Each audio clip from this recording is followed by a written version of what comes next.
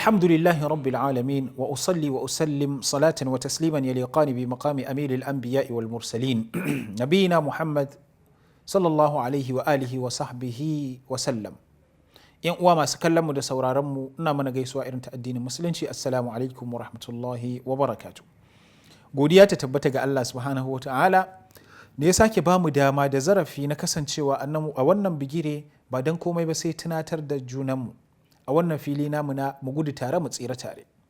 Kamar yadda muka sani yau ma insha Allahu muna tare don tattaunawa akan wani abu da ka iya jawo mana tasgaro in muka aikata shi.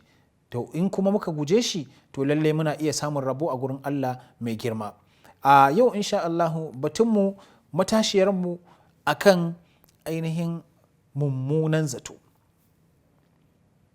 Mummunan zato haka kawai ka rika zatawa ɗan uwanka musulmi zato maras kyau, to wannan yana ɗaya daga cikin abubuwa da annabi sallallahu alaihi wasallam ya hana, yana ɗaya daga cikin abubuwa da Allah subhanahu wa ta'ala ya yi batun shi a cikin alkur'ani ya hana mu aikatawa. Saboda shi mummunan zato a lokacin da mutum ya yi zaton to ba a zaton yake tsayawa ba, mutum yana ɗorawa a kan zaton nan.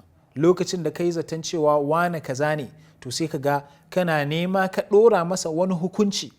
In zaton ya zanto ba daidai ba kai masa hukunci da wannan zaton to kaga wannan ba karamin zalunci ba ne, mutum ya zaci wani abu maras kyau ga dan uwan shi musulmi. Shi sa annabi sallallahu alaihi wasallam yake faɗa zannu bil mu'minina khaira, ko a yaushe ku rika yi wa mu'minai yan uwanku zaton alkhairi. Allah madaukakin sarki yake cewa ya ayyuhalladhina amanu tanibu kathiran min adh-dhann inna ba'da adh-dhann ithmun, ya ku waɗanda kuka yi imani ku guji da yawa daga cikin zace-zace da kuke yi, domin da yawa daga cikin zato da ake yi ainihin sabo ne. Me yasa yake zamantowa sabo? Saboda kasancewar shi ba gaskiya bane. Kasancewar shi ba gaskiya bane, kasancewar shi ainihin babu hujja da take gwada cewa wannan abin da ake zaton ya auku. To lallai ne mu guji wannan saboda gaskata wannan ayar, domin a lokacin da muka ƙi gudun zato muka ci gaba da zatawa muminai wasu abubuwa marasa kyau, to lallai kamar mun ƙi amfani da abin da yake cikin wannan ayar ne. In kuma muka ƙi amfani da abin da yake cikin wannan aya to mun saba wa Allah subhanahu wa ta'ala ta ƙin yin amfani da abin da Allah ya turo mana a cikin alkur'ani.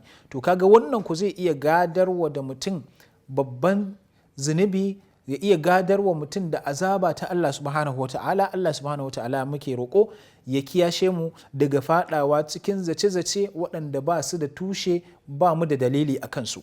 Annabi sallallahu alaihi wasallam ya faɗa cikin hadisin da Abu Huraira ya rawaito yake cewa iyyakum wadh-dhann, na hore ku na hane ku daga ainihin zato.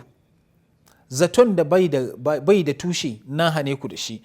Me yasa? Fa inna dhanna akdhabul hadith, saboda shi ainihin tunani zato shine mafi ƙaryar ainihin zance.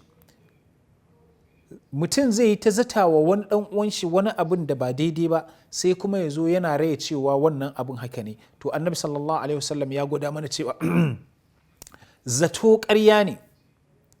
To ita kuma ƙarya annabi sallallahu alaihi wasallam ya gwada mana ita kuma me take shiryarwa.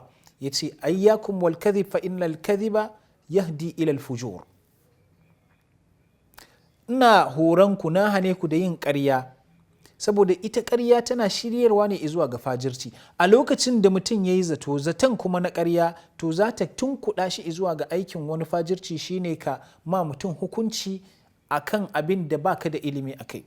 To shi kuma wannan aiki annabi sallallahu alaihi wasallam ya ce innal fujura yahdi ila nar, shi kuma fajirci yana shiryarwa ne zuwa ga gidan wuta. Allah subhanahu wataala muke roƙo ya kiyashe mu, ya ba mu ikon kyautata zaton mu ga dukkan wani dan uwa namu musulmi, kai har wanda ba musulmi ba muna roƙon Allah subhanahu wataala ya ba mu ikon kyautata masa zato, sai fa abin da ya bayyana mana a zahiri sai mu masa hukunci da shi. Za mu tsaya a nan wurin insha Allahu, ku kasance tare da mu har zuwa lokacin da za mu sake zuwa da sabon shiri mu dora akai insha Allahu. Kafin wannan lokacin nake ce mana assalamu alaikum wa rahmatullahi wa barakatuh.